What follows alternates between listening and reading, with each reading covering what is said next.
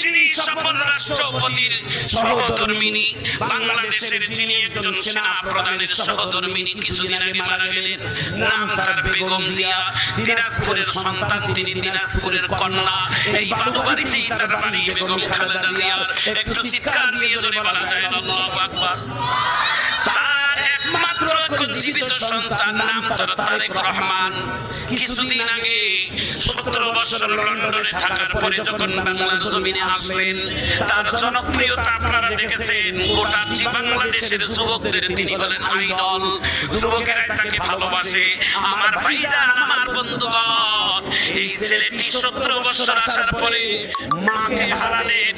মা হারা বেদনা, মা হারা